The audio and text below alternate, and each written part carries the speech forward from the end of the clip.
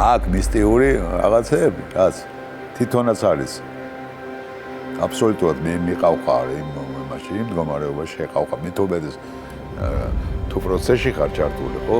როლს აკეთებ ან დაიწყე გარკვეულ პიესაზე მასალაზე მუშაობა, ხო?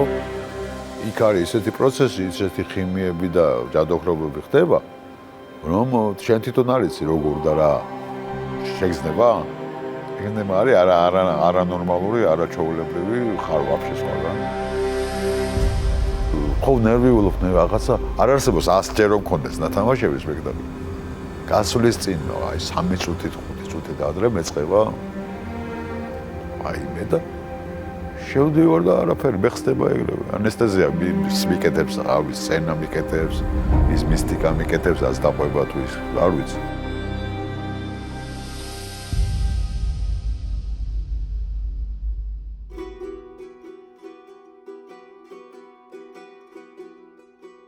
მე ვარ ბეკა ქავთარაძე რეჟისორი პროფესიით ამჟამად მიწევს მსახიობობა და სულ ვხატავ.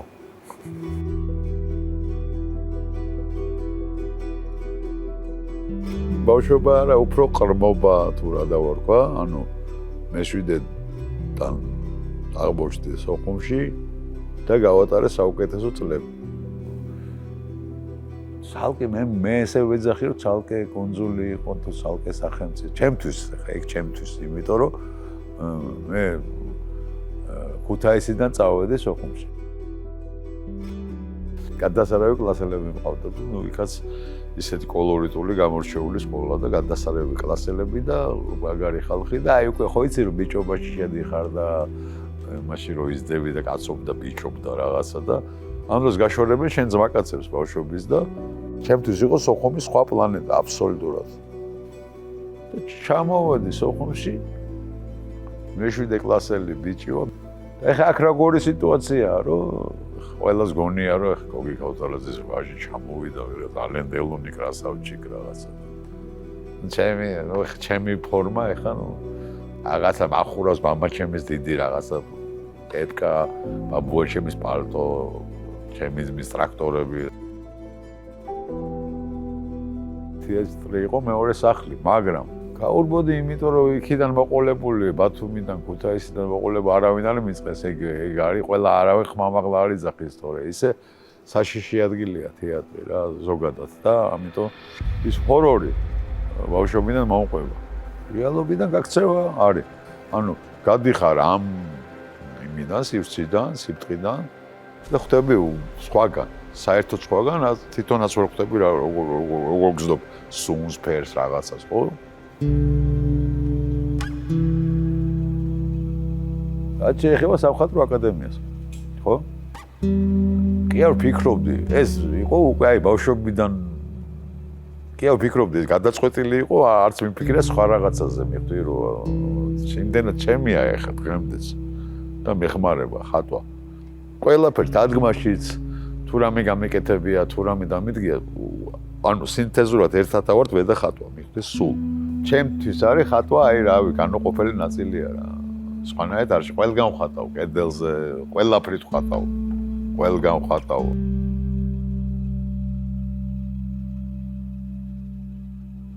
და მე რაღაცა ესეც სოხუმთან არის დაკავშირებული, რაღაცა სტრესები მომივიდა, მოკლედ თუ ახალგაზრდა ბიჭი ვარ, რაღაცა ისეთ ასაკში ვარ, რაღაცა მოკლედ რაღაც სტრესები მომივიდა რა. და ამ სტრესებმა გამოიწვია უკვე მოთხოვნილება იმის, რომ ეს ყველაფერი მეთქვა ხმამაღლა და საერთოდ ვარ ვიყავი უბრალოდ პროფესია მასწავლა ლაპარაკი.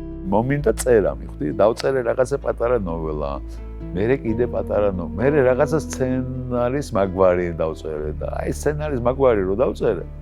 ხო და მამაჩემს სხვადასხვა სუნდოდა რომ ყოფილ შენ გაკ რაღაცა ხედო, მეთქ თავი დამანები რა, ხედო არა ეს ამაკაც შებეში რა მეთქი. ჩემი თეატრი მეყოფა მეთქი, ჩემი არ დაამატო. და მომინდა უცბად ამანას კროჩოკი რო იტყვიან გამოვდა მაშინ მეთქი ტელეზე ჩავაყარებ რა. ამ სტაჟის გამო მომიწია აგერ პატივცემული ჯონი რომელიც გვანათებს მის ბრიგადაში ვიყავდი გამნათებლებში და მაშინ ვატარებდით ხელით ამ განათებებს რა. პრაქტიკა გავიარე აქ გამნათებლად. ეს სკოლის დამთავრებამდე. და შემდეგ უკვე ვიყავი ტექნიკური რეჟისორი. ჩავაბარე სარეჟისოროზე. აქაც გამემართლა ჯგუფში. შემდეგ მომივიდა მოკლედ კაზუსი, ასე რომ ვთქვა. სხვა სიტყვა ლამაზი რაღაც. უსიამოვნო მომივიდა გამრიცხეს მოკლედ.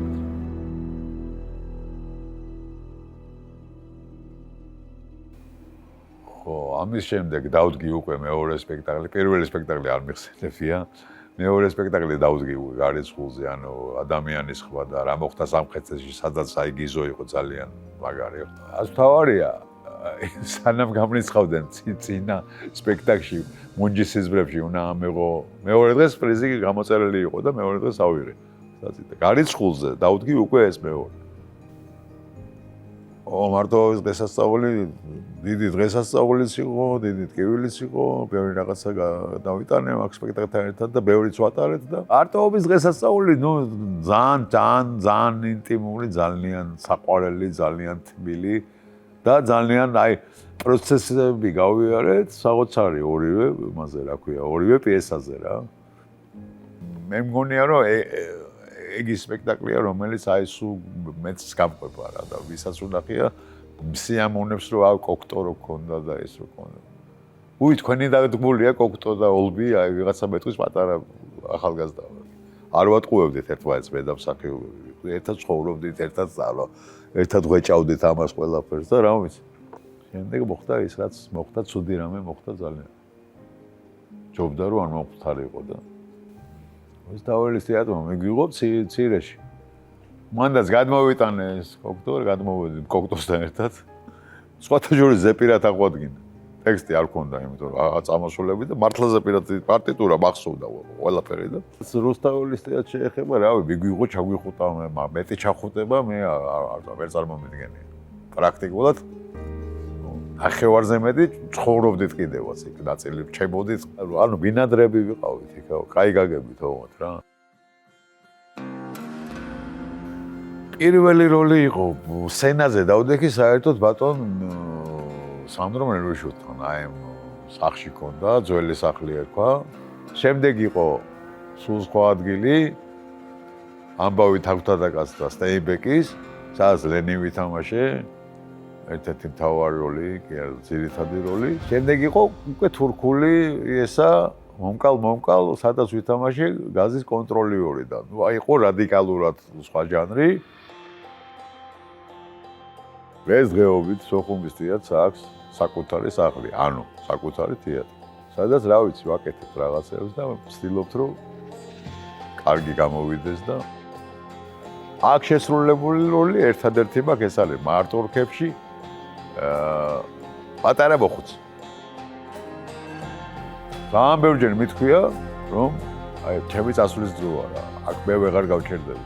მაგრამ რაღაცა უხილავი, რაღაცა მაჩერებს ამ თეატრში. ვერ ხსნი ალბათ პროცესი ის ხიმია, რომელიც აი პროცესში მემართება და მე უკვე იმ ხიმიის გამო ვეღარ მივდივარ.